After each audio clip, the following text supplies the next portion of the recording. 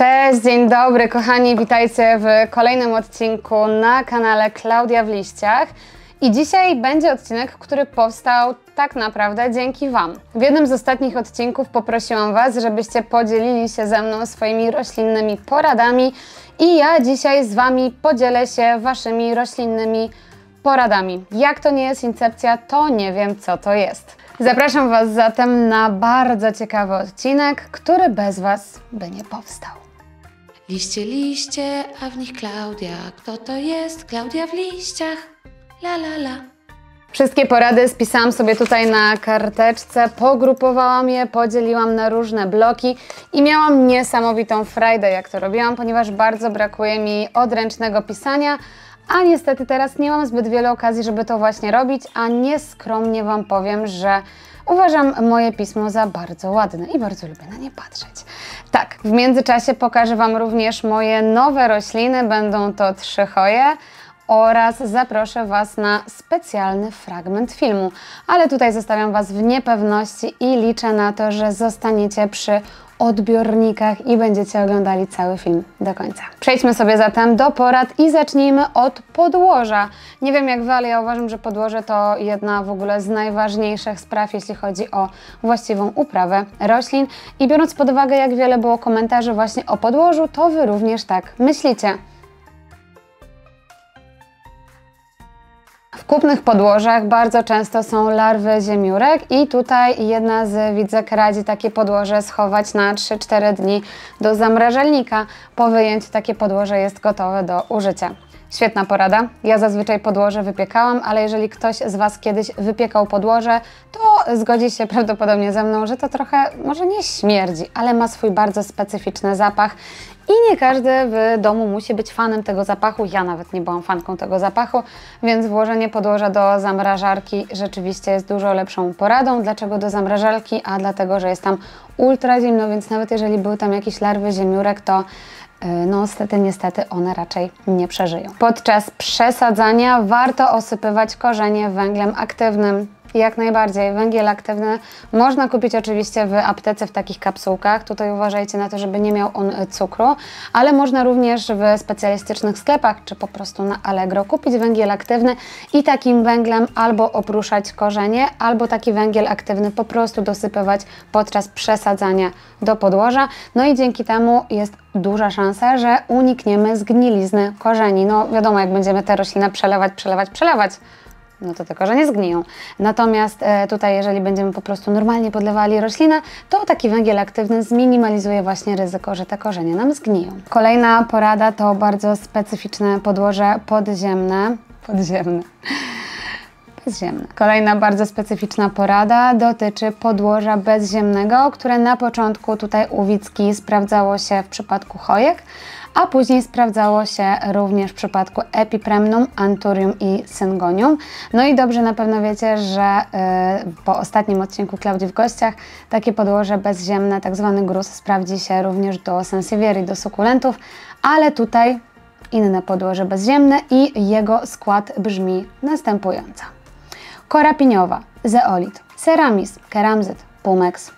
Autorka dodaje jeszcze mech i chipsy kokosowe. No i to jest właściwie taki bezziemny bigos. Nie ma tutaj w ogóle żadnej ziemi uniwersalnej, torfu ani nic takiego, więc bezziemny bigos sprawdza się w przypadku większości roślin. No ja jestem sama ciekawa, jakby to się sprawdziło w przypadku moich roślin. Bardzo mnie kusi, żeby to sprawdzić i będę przesadzała rośliny, pomimo tego, że teoretycznie nie przesadza się na jesieni i w zimę, ale ja myślę inaczej. I również ta porada będzie w innym bloku. Ale może już teraz ją powiem. Nie, powiem ją właśnie w bloku przesadzania, bo mam taki blok, prawda? Mam taki blok? Nie mam. Kolejną poradą, jeśli chodzi o podłoże, jest to, że podłoże w roślinie można wymieniać, czyli przesadzać można roślinę przez cały rok, nie bacząc na to, czy to jest wiosna, czy to jest zima, czy to jest jesień, tylko jeżeli kupiona przez Was roślina jest w podłożu, którym no naprawdę nie da sobie w nim rady, jak na przykład sukulenty w kokosie, to warto takie rośliny przesadzać bez względu na porę roku. W kolejnym komentarzu jest porada dotycząca bardzo konkretnego produktu, mianowicie ceramisu i tutaj zapisałam sobie taki skrót tego komentarza: ceramis do wszystkiego. Dlaczego Ceramis jest taki fajny? A dlatego, że po kolorze widać, czy jest mokry, czy jest suchy. Te granulki ceramisu są dość spore i pomiędzy nimi jest dość dużo powietrza, co ułatwia korzeniom oddychanie i to jest rzeczywiście plus. A ponadto, i w ogóle ten aspekt mi się bardzo podoba, Ceramis bardzo estetycznie wygląda w osłonkach, w doniczkach, a w ogóle w takich terakotowych, no to po prostu się zlewa jedno z drugim i to po prostu pięknie wygląda. Poza tym na pewno już wiecie, że ja bardzo lubię połączenie zieleni, czyli zielonej rośliny z właśnie brązem, czy takim kolorem gliny, ponieważ to jest zawsze dobre połączenie kolorystyczne, zielony i pomarańczowy, co by się nie działo. Także tutaj rzeczywiście rośliny też po prostu dobrze wyglądają w ceramisie. Ja miałam próbę z ceramisem, natomiast coś tam mi się nie udało i się do tego troszeczkę zniechęciłam, natomiast nadal mam dużo tego ceramisu i wydaje mi się, że na dniach popróbuję i coś tam do niego posadzę. Dajcie znać, jak Wam idzie uprawa w ceramisie i czy w ogóle takiego ceramisu jako podłoża używacie. Ostatnia porada dotycząca podłoża dotyczy gnoju. I tutaj autorka doradza półroczny gnój do wszystkiego. Zastanawia mnie tutaj tylko użycie gnoju w mieszkaniu, bo jeśli mówimy o roślinach na zewnątrz, to wiadomo, że ten zapaszek jakoś tam uleci.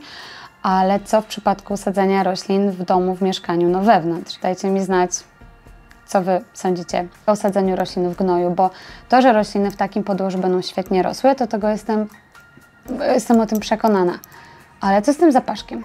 Dajcie znać. Kolejnym blokiem jest podlewanie roślin i teraz właśnie jak już mamy tam dobrane dobre podłoże i wszystko jest ok, no to zastanówmy się, jak takie rośliny dobrze podlewać. Pierwszą radą z sekcji podlewania jest rada, do której sama się stosuję, mianowicie podlewanie rośliny, gdy doniczka jest lekka.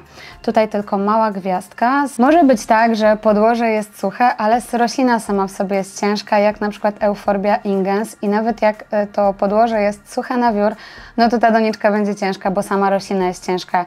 Ja już nauczyłam się swoich roślin i wiem, która roślina jest lekka, bo jest sucha, a wiem, która jest ciężka, bo jest ciężka, a podłoże jest suche, więc jeżeli chcecie podlewać według tej zasady, to właśnie pamiętajcie o tym, że czasami to roślina może być ciężka, a podłoże może być suche i niech Was to nie zmyli, ale zasada jako podlewanie rośliny, gdy jest lekka, uważam, że ta zasada jest świetna, sama się do niej stosuję i polecam. Lepiej podlać mniej, a częściej. I tutaj połowicznie się zgadzam w przypadku takich roślin, które lubią mieć delikatnie wilgotne podłoże, jak filodendrony, syngonia, cissusy, calathea.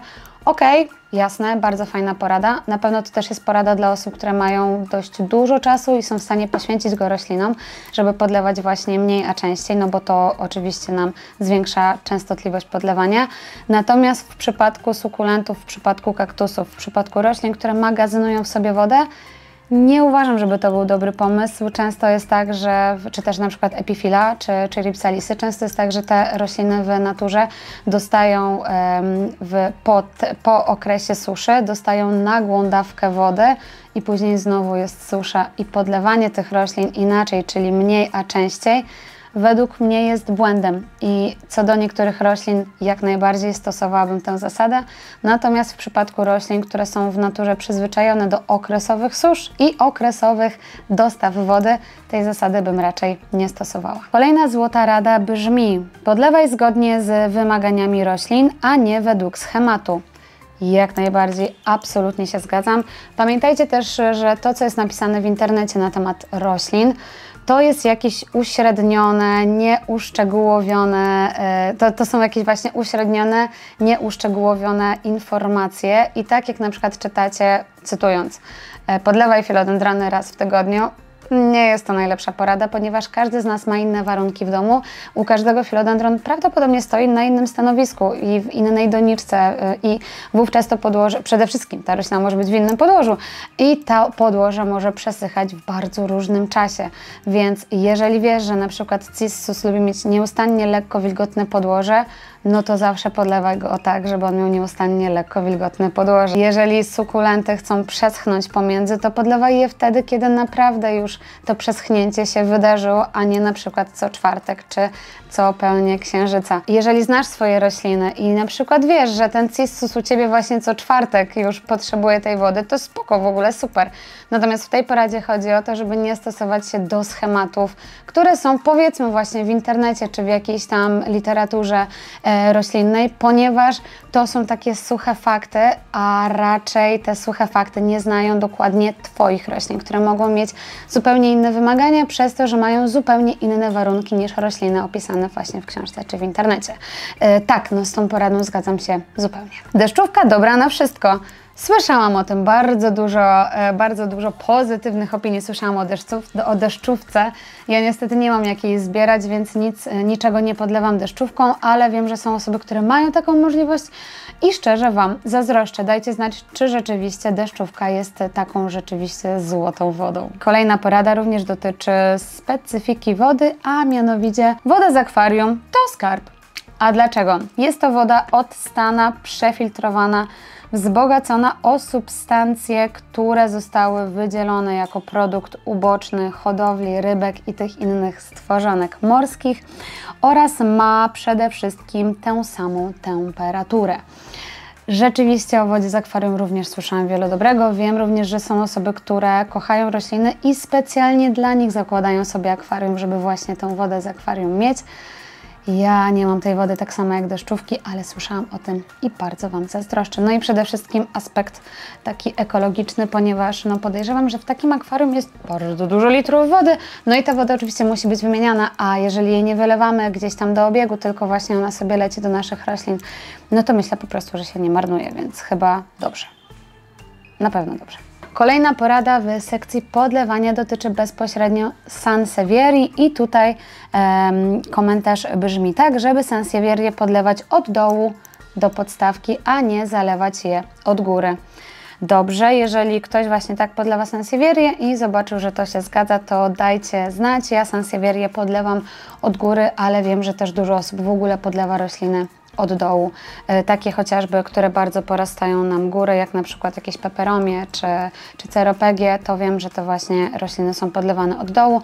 Ja większość podlewam od góry, wszystkie podlewam od góry. Dajcie znać, jak Wy robicie. Kolejna porada dotyczy roślin w semihydroponice. Jeżeli wyjeżdżasz, to takie rośliny w kubeczkach z otworami, czyli w doniczkach, możesz postawić na jakiejś kuwecie, na jakiejś tace i do tej kuwety nalewasz wody, więc wszystkie doniczki stoją w jednej kuwecie i ciągną sobie pożywkę z jednego miejsca. No na pewno to ułatwia w ogóle takie, nie musisz podlewać naraz tam kilkudziesięciu kubeczków, tylko przełożyć je do tacy i po prostu w jednym miejscu jest ta pożywka, więc też bardzo fajna porada. No teraz już może tych wakacji nie będzie aż tak dużo, bo mamy już czwarty kwartał roku, natomiast też dużo osób mimo wszystko wyjeżdża na zimę czy na jesień, a też może ten odcinek oglądacie, jak jest inny kwartał roku i szukuje Wam się jakiś wyjazd, no to taki protip na wyjazd. Kolejna porada, już ostatnia dotycząca podlewania, jest trochę kontrowersyjna, wiem, ale powiem. Resztki po gościach, po kawach, herbatach i takich innych jako składnik podlewania. Widzę tutaj pewnego rodzaju plusy, przede wszystkim nie marnujemy. Wiem na przykład też, że no oczywiście kawa zakwasza glebę i sprawdzi się na przykład do hortensji, natomiast nie wiem, jak działają resztki po herbacie i takich innych napojach gościowych. Tutaj jeżeli macie jakieś doświadczenie, to oczywiście dajcie znać, czy zabieracie swoim gościom filiżanki, nam jeszcze zostało trochę kawy i wylewacie je do ogrodu czy do doniczek. Jestem bardzo ciekawa, czy wykorzystujecie również tę wodę, trochę przerobioną, do podlewania. Dalej, kolejnym naszym blokiem będzie stanowisko. Materiał sponsorowany. Moi drodzy, partnerem dzisiejszego odcinka jest Twirl Studio, czyli nadawcy tej paczki i jest to oczywiście materiał sponsorowany. Otrzymałam tutaj dwie niesamowite podpórki, także razem ze mną sprawdźcie sobie, co jest w tej paczce i dobierzemy rośliny do tych właśnie podpórek. Zaczęłam ten film od tego, że są to niesamowite podpórki i tak właśnie myślę. Dlaczego? A dlatego, że są kolorowe i jakieś takie powykręcane. Główny wzór jest już tutaj na pudełku i mega mi się to podoba, że mamy tutaj jakieś takie zagadanie do klienta. Odpakowuję paczkę, dzięki temu, że mamy tutaj papierową taśmę, poszło mi to bardzo szybko, co jak wiecie ze mną wcale nie jest takie oczywiste, ale oczywiście też jest to ekologiczna wersja, więc fajnie. Lecimy sobie z odpakowaniem. Widzę, że jest już bardzo estetycznie, co mi się bardzo podoba. Widzę, że będę miała dużo wypełnienia. O, już widzę pierwszą podpórkę. Tak, czy wy to widzicie? Ok, teraz pierwsze skojarzenie z tą żółcią i z tym fioletem. Oczywiście drzwi wejściowe do mieszkania Moniki i Rachel we Friends, w Przyjaciołach. Ja jak zobaczyłam tę podpórkę, to od razu wiedziałam, że jako fanka Friends muszę ją mieć, ale również fanka mojego żółtego taboreta, który robi zakwietnik, więc to po prostu będzie się super spinało.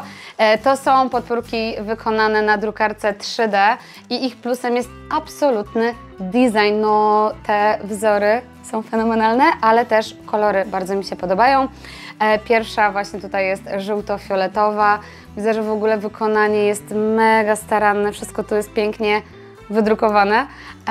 Kolory są bardzo nasycone, no i widać, że to jest taki naprawdę porządny element wystroju, więc póki co 10 na 10. Odkładam tę, która już wiem, że jest moim ulubieńcem, bo jestem fanką Przyjaciół i lecimy sobie dalej. No i teraz coś dla bardziej minimalistycznych dusz i tych, które lubią zieleń w swojej przestrzeni, a skoro jesteście na tym kanale, to pewnie lubicie zieleń. Proszę bardzo, druga podpórka z taką ciemniejszą zielenią, trochę taką przygaszoną oliwką i takim również przygaszonym beżem. Zobaczcie, jak to pięknie wygląda, tak bardzo klasycznie, tak stonowanie, no tak ewidentnie jest to inna podpórka od tej, ale ja kocham i kolory i kocham też takie stonowane kolory, więc super się cieszę, że te dwie podpórki są razem ze mną. No i teraz zobaczymy sobie, do których roślin będą pasowały. Razem ze mną jest Epipremnum aureum, które sobie tak smętnie zwisa, a jak na pewno wiecie, Epi może i zwisać i możemy również je piąć po czymś. I ja właśnie tutaj wybiorę tę podpórkę beżowo-zieloną. Wydaje mi się, że do tych zielono-żółtych liści dobrze to będzie pasowało, szczególnie do tej osłonki to będzie dobrze pasowało, bo tutaj będą zachowane te takie podobne kolory. I ja sobie teraz włożę po prostu do doniczki podpórkę, ale tak co do zasady, to jest taka moja porada, raczej podpórki dokładajcie do roślin w trakcie przesadzania, a nie wpychajcie na siłę, bo możecie uszkodzić korzenie. Ja teraz trochę zaryzykuję, ale ja wiem, że tutaj w tej doniczce jest trochę więcej miejsca i po prostu mam nadzieję, że tutaj nie zepsuję korzeni. Delikatnie umieszczam podpórkę w doniczce. Ona jest bardzo stabilna, przez to, że tutaj te, nazwijmy to, nóżki są bardzo grube, są porządnie zrobione, to ta podpórka jest stabilna i myślę, że z 5-6 cm podpórki jest w doniczce, a zobaczcie, że ona jest stabilna, nic się nie dzieje. No i teraz mogę przejść do tego, co jest najprzyjemniejsze, czyli do układania rośliny w doniczce. Tutaj miałam gdzieś taki najdłuższy pęd i ja go sobie teraz jakoś tak delikatnie tutaj przeplotę, o, żeby tak mi wystawał z jednym listkiem, a może trochę bardziej nawet. No, samo to układanie rośliny jest mega przyjemne. O, może tak niech będzie. Oczywiście możecie w tym celu użyć jakichś sznureczków, jakichś taśm. Ja postanowiłam, że o, tutaj tak to będzie wyglądało. To Epi jest dość młodą sadzonką i nie ma zbyt wielu zwisających pędów, ale myślę, że w tej formie już wygląda lepiej. No i została nam druga podpórka, czyli podpórka w kolorach Przyjaciół, która zdecydowanie jest, no ja jestem w niej absolutnie zakochana. I dla niej mam wyjątkową roślinę, nie fioletową, nie żółtą, chociaż tutaj bym trochę szukała właśnie takich połączeń, ale mam za to osłonkę z żółtym paskiem, więc to będzie na 100% dobrze wyglądało. I tutaj pacjentką będzie Hoja calistophylla, czyli choja o takich bardzo wyraźnych nerwach, piękne zielone liście i piękne ciemne nerwy. W takim przypadku, jak osłonkę i doniczkę macie w podobnym rozmiarze, to możecie podpórkę włożyć albo do doniczki, albo pomiędzy doniczkę i osłonkę. Tutaj już jest Wasza decyzja, na co się zdecydujecie. Ja tej choi jeszcze nie przesadziłam, przesadzanie przede mną, więc teraz zrobimy sobie tak tylko pokazowo, jak to będzie wyglądało. A ja sobie na dniach tę choję na spokojnie posadzę. No chyba, że tutaj już te wąsy się obkręcą dookoła tej podpórki i będzie to utrudnione. Wtedy będę kombinowała. O, ale zobaczcie, że już ta choja, nawet może tu mi się uda zapleść. O, dobra. To było bardzo szybkie upięcie choi, ale wydaje mi się, że wygląda ona już bardzo fajnie. No i pamiętajcie, że choja na początku wypuszcza właśnie takie łyse pędy, a dopiero później na nich pojawiają się liście, więc ja teraz może i okręciłam łyse pędy dookoła podpórki, ale niedługo właśnie urosną tam kolejne liście. Dziękuję bardzo Twirl Studio za to, że zdecydowali się przesłać mi te podpórki. Ja jestem z nich naprawdę bardzo zadowolona. Na pewno jak oglądacie mój kanał, to wiecie, że ja lubię takie kolorowe, jakieś nieoczywiste doniczki, osłonki, dekoracje i bardzo długo szukałam podpórek, które będą takie idealne, które będą pasowały do mojego stylu.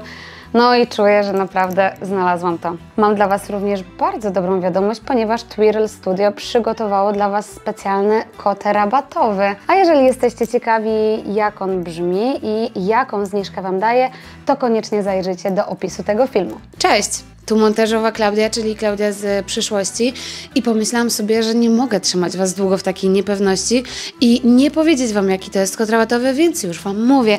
Kochani, na hasło Klaudia15, pisane wielkimi literami, macie aż 15% zniżki na podpórki z Twirl Studio, także wbijajcie do nich na stronę, adres też jest w opisie do tego filmu i róbcie zakupy. Jak coś kupicie, to dajcie mi koniecznie znać, które kolory wybraliście.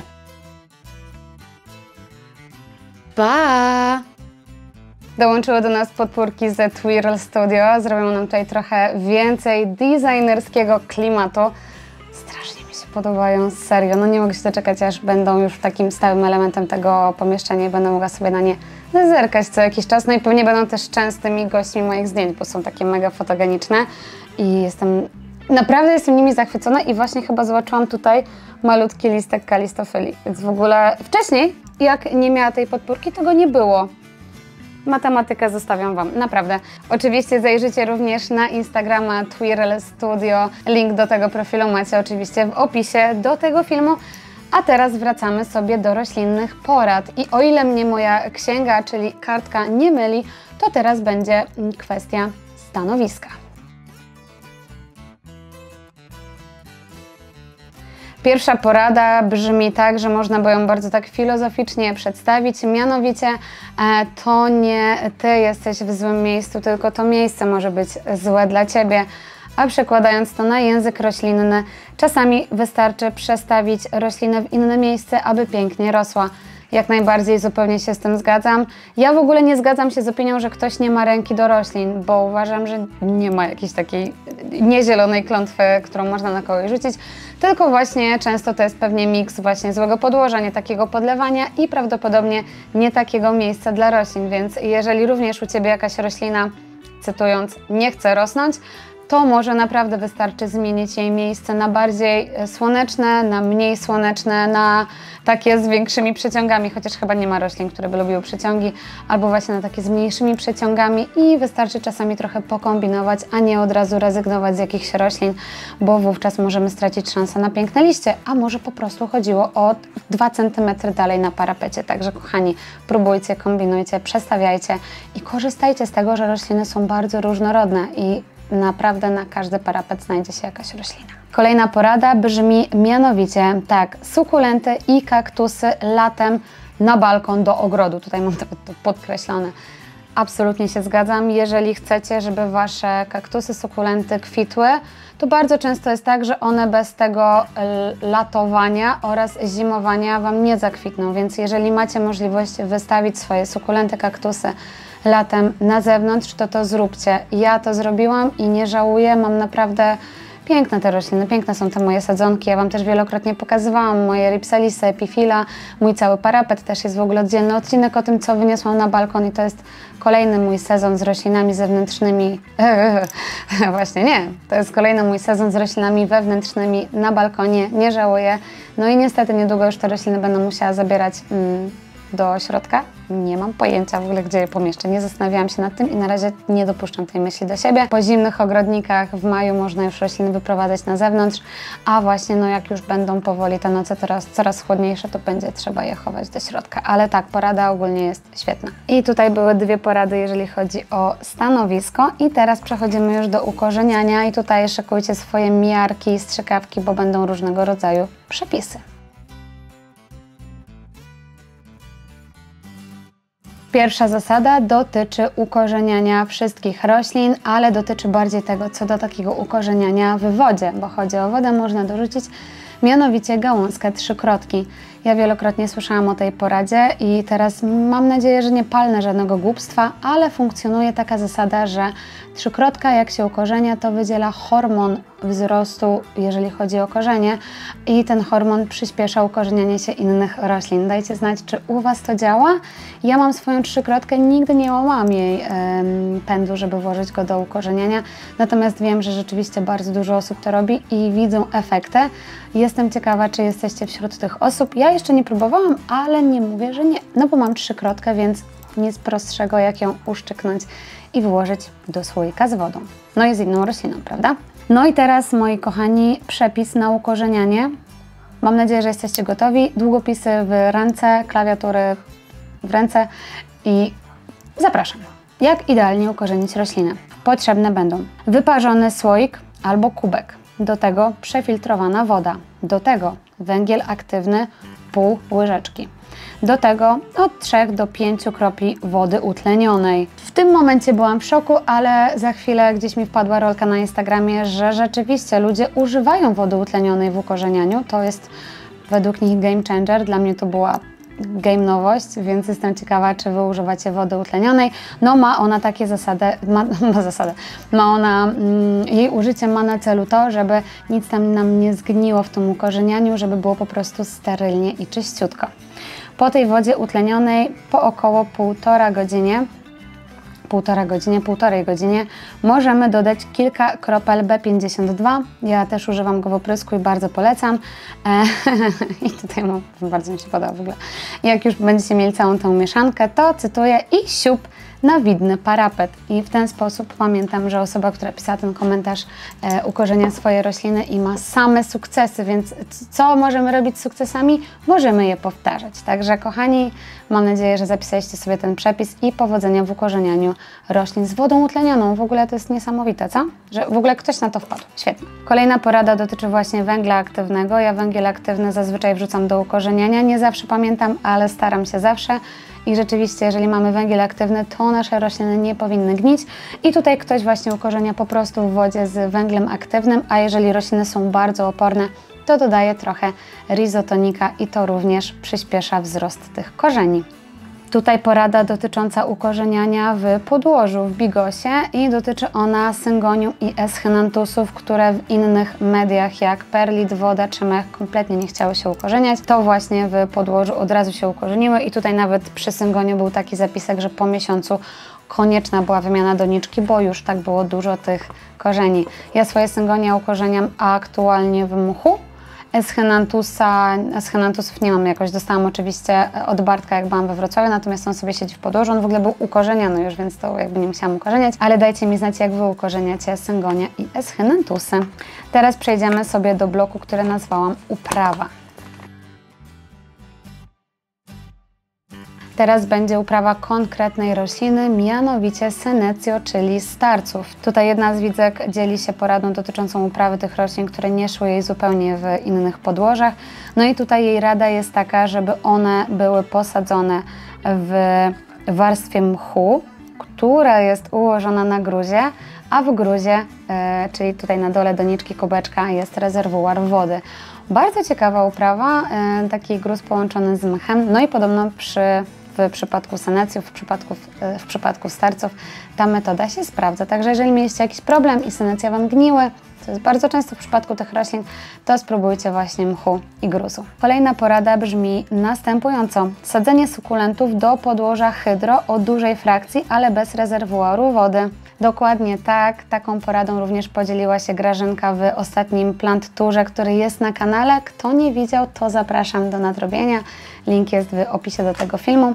Tak, rzeczywiście ja moje sukulenty również będę przesadzała do właśnie takiego gruzu i nie mogę się doczekać, ale jak będą mi tam rosły, bo myślę, że będą, bo widziałam u Grażynki jej rośliny i ewidentnie one rosły. Jeżeli chodzi dalej o uprawę, to mamy poradę dotyczącą kalatei i tego, żeby kalateę uprawiać na tacce, na przykład takiej barowej tacy, która ma brzeszki, w której jest rozsypany keramzyt, a w keramzycie jest woda i na taką tackę z wodnym keramzytem stawiamy doniczkę, woda nam paruje i zwiększa się wilgotność powietrza. Ja nie stosuję się do tej zasady, dlatego że nie mam kalatei, słyszałam o tej metodzie, też tutaj pod tym komentarzem ktoś napisał, że się zgadza z tą poradą i że rzeczywiście kalate lepiej żyją w takim właśnie środowisku.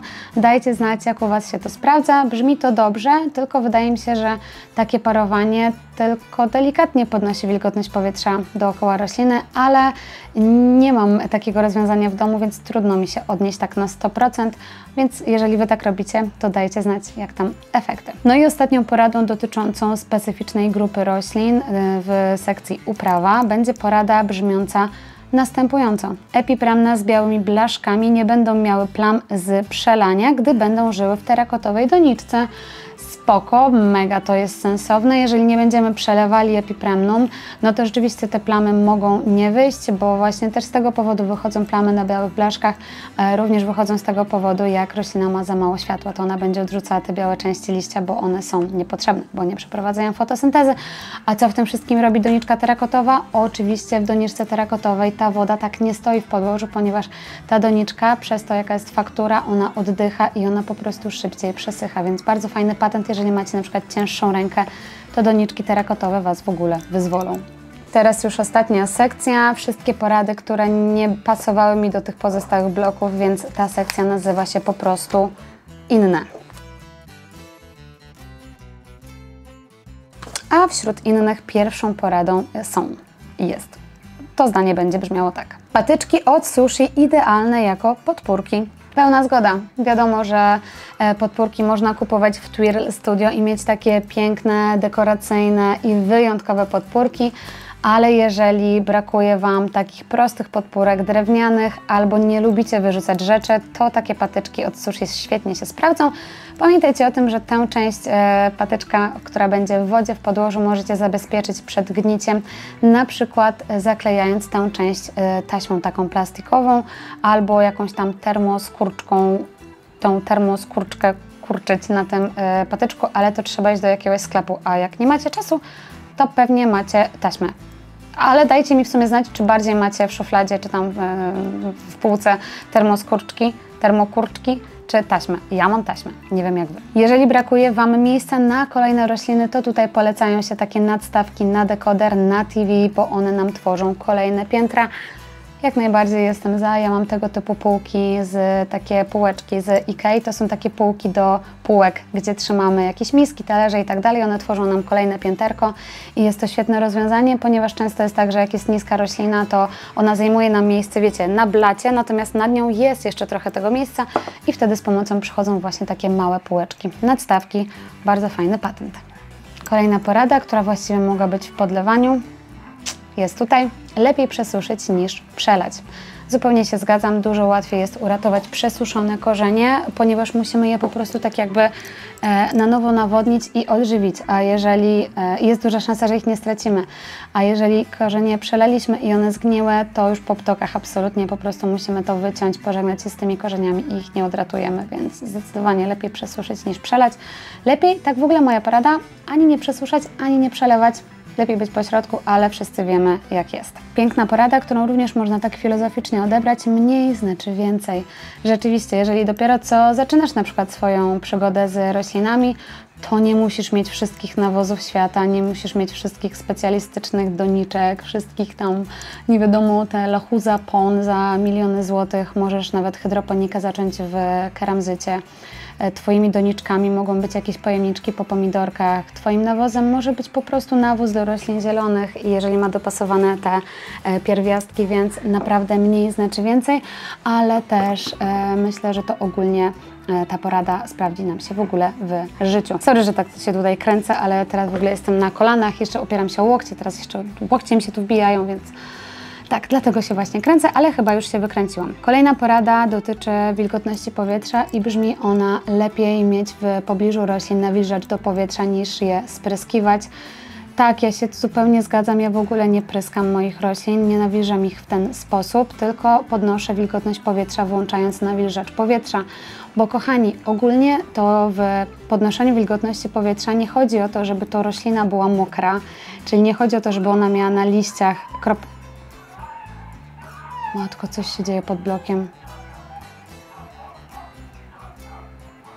Spoko, już cisza. Tak, właśnie, jeżeli chodzi o podnoszenie wilgotności powietrza, to nie chodzi o to, żeby roślina była mokra, tylko chodzi o to, żeby ona żyła w takim wilgotnym środowisku. Wyobraźcie sobie jakieś dasy leszczowe. Wyobraźcie sobie jakieś lasy deszczowe, gdzie bardzo dużo roślin tropikalnych żyje. Ale mi się dzieje, plącze język. Tak, wyobraźcie sobie właśnie takie lasy, gdzie żyją tropikalne rośliny. Tam po prostu jest wilgoć w powietrzu. Nie chodzi o to, że te rośliny są mokre, tylko jest ogólnie wilgoć w powietrzu. Więc ja rozumiem, że też nie wszystkie osoby mogą pozwolić sobie na nawilżanie powietrza, bo na przykład już mają problem na przykład z odprowadzaniem wilgoci, więc jakby w ogóle spoko. Natomiast no tutaj zgadzam się, że lepszy jest nawilżacz powietrza niż takie czasowo występujące zraszanie liści spryskiwaczem. Każda nowa roślina powinna mieć 3 tygodnie kwarantanny. Podejrzewam, że te 3 tygodnie mogą też być tygodniem albo 2. Bardziej chodzi o fakt kwarantanny i tutaj jeszcze do tej porady jakby druga część, że każda roślina nowa, którą przyprowadzacie do domu, czy ze sklepu, czy to wiecie, taka od cioci dostana, czy... Coś mi zawibrowało, dziwny dźwięk. Każda roślina, którą po prostu przynosicie do domu, może mieć jakiegoś szkodnika. Wiadomo, że to raczej nikt Wam intencjonalnie nie chce przekazać na przykład wełnowca, ale na przykład ta właśnie przysłowiowa ciocia mogła po prostu nie zauważyć, że tam jakiś jest wełnowiec czy jakiś wcior. Więc jeśli rzeczywiście macie możliwość przeprowadzenia takiej kwarantanny, odizolowania tej nowej rośliny od Waszej kolekcji, to byłoby świetnie, ponieważ przez te kilkanaście dni będziecie w stanie zauważyć, czy tam jest jakiś szkodnik, czy coś się dzieje z tą rośliną, czy liście żółkną, czy bledną itd., itd. Ja niestety nie mam takiej możliwości, nie mam dodatkowego pomieszczenia i nie robię takich kwarantan, ale przeglądam każdą roślinę, którą kupuję i mam nadzieję, że po prostu żadnego szkodnika nie przeoczyłam, ale tak, kwarantanna to coś świetnego. Też bardzo dużo osób robi prewencyjny oprysk. Kolejna porada to przezroczyste doniczki, które są game changerem. Tak, zupełnie się zgadzam. W przezroczystych doniczkach widzicie zazwyczaj, co się dzieje z korzeniami. Widzicie, czy są zdrowe, sprężyste, jędrne, na przykład białe, czy się ślamazią i są brązowo jakieś takie dziwne i prawdopodobnie zgniłe. Widzicie, czy tych korzeni jest dużo, czy jest mało.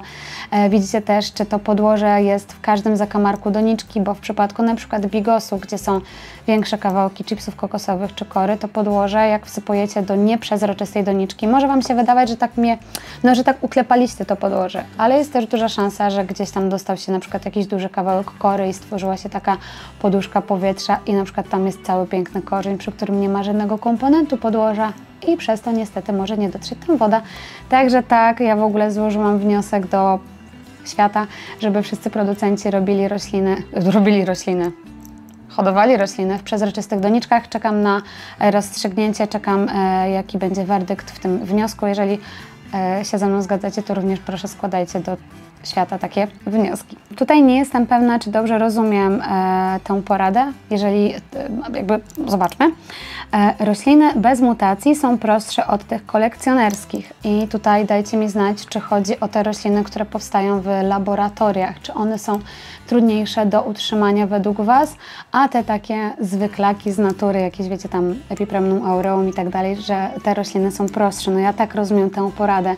Natomiast nie jestem tutaj też takim prosem jeżeli chodzi o rośliny kolekcjonerskie, więc dajcie mi znać, czy tą poradę dobrze zrozumiałam. Ma to sens, że te rośliny takie, które miały nasze babcie, ciocie i tam gdzieś tam były 100 lat temu, są prostsze w uprawie niż te takie nowo teraz powstałe gatunki, natomiast ma to sens taki, wiecie, na logikę, ale no dajcie znać, co Wy o tym uważacie. Przyznaję, że w ogóle jestem Wam wdzięczna za wszystkie te porady, ale ta porada w ogóle jest absolutnie świetna, naprawdę mega mi się podoba. Nigdy bym nie pomyślała, że tak można zrobić, a można. I jest to porada dla posiadaczy i dla posiadaczek rajstop, takich cielistych. Mogą być zużyte i chyba tutaj jest jakby cały sens tego, żeby były zużyte, żeby się nie zmarnowały.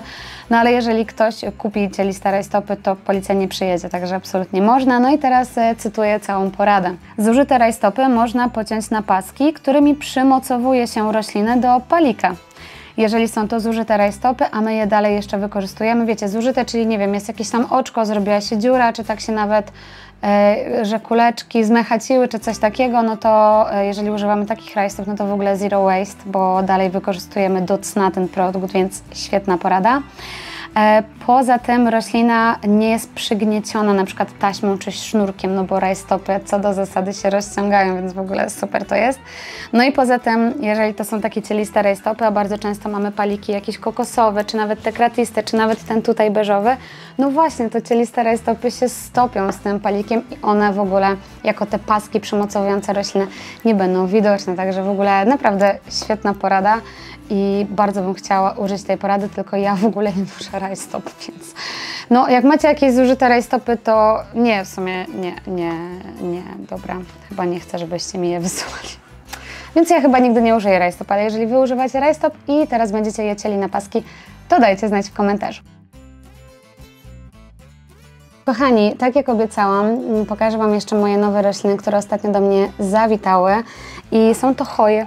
Oczywiście są to choje, kupiłam choje od prywatnej kolekcjonerskiej, wykorzystałam do tego jedną z chojowych grup, czyli wykorzystałam w ogóle moje ulubione miejsce do robienia zakupów chojowych i w ogóle chyba roślinnych, czyli prywatnych kolekcjonerów. Prywatni kolekcjonerzy, łączcie się, uwielbiam Was, sprzedawajcie proszę dalej mi roślinki. Zaczynamy od największej sadzonki, od choi, na którą bardzo dawno temu zachorowałam i w końcu ją mam. Jest to ta cudowna, wspaniała choja New Guinea Ghost, czyli choja o takich podłużnych, chciałam się plastikowych, pastelowo-zielonych liściach, super piękna, ma śliczne, białe korzenie, zobaczcie jak to dobrze wygląda.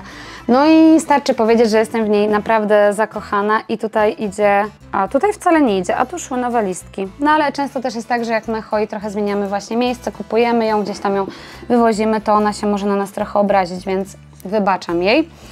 Drugą choją, czekajcie, bo mi tu choja wypadła z ukorzenienia. Drugą choją jest choja cięta, która się, ale się ucieszyłam, która się już pięknie ukorzeniła. Najpierw Wam pokażę choję.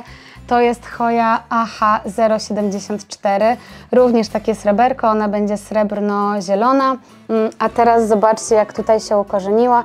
I tutaj widzicie teraz czas, kiedy ja ją mniej więcej wyłożyłam do ukorzeniania. No prawdopodobnie w dniu odbioru, więc w ogóle ekspresowo poszły te korzenie. Ja choję, jak możecie zobaczyć, ukorzeniam po prostu w wodzie.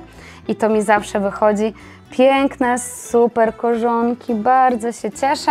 I ostatnia choja to był gratis, 2 choje kupiłam, natomiast tę trzecią sadzonkę do ukorzenienia dostałam w gratisie. No i tutaj widzę taki dosłownie milimetrowy korzonek, więc tu jeszcze nie poszło, ale mam nadzieję, że pójdzie. No i tutaj piękna choja Denisi Frida, z tego co pamiętam. Ona te listki ma troszeczkę podobne przecież wiem, do fikusa Beniaminka, więc ciekawe, bo przecież no, choje często mają takie grube liście, a tutaj mamy takie cieniaski, więc mega ciekawe. Dalej się ukorzenie kochaniutka w wodzie. Tutaj sobie skończymy dzisiejszy odcinek. Pamiętajcie o tym, że w opisie do tego filmu znajdziecie kod rabatowy do Twirless Studio, gdzie możecie zakupić m.in. takie piękne 2 podpórki. Mam nadzieję, że z kodu skorzystacie, a jeśli tak, to koniecznie dajcie mi o tym znać w komentarzu. Jeżeli którejś porady dzisiaj nie umieściłam w filmiku, to dlatego, że prawdopodobnie gdzieś mi minęła w komentarzu, ale na pewno będzie kolejna część tych porad, także tej porady, której nie było w zeszłym odcinku, to ta porada będzie w przyszłym odcinku, także nic straconego. Jeżeli chcecie się podzielić kolejnymi roślinnymi poradami, to piszcie tutaj w komentarzu do tego filmu. Ja na dzisiaj już Wam bardzo dziękuję. Mam nadzieję, że u Was wszystko w porządku i mam nadzieję, że widzimy się już niedługo w kolejnym filmie. Korzystajcie z kodu rabatowego. Pamiętajcie o tym, że niedługo trzeba będzie roślinę z balkonu przynieść już do środka, do środka do czego? Do środka domu i kupujcie choje. Takie dzisiaj postulaty mam 3 dla Was. Kochani, jesteśmy w kontakcie, jestem dostępna na Instagramie, możecie tam do mnie pisać, a jeżeli chcecie mnie wesprzeć, to również możecie to zrobić, stawiając mi przysłowiową kawę, sałatkę czy kawałek arbuza i link do wsparcia znajduje się również w opisie do tego filmu. Dzięki za dzisiaj, widzimy się już niedługo, trzymajcie się cieplutko, pa!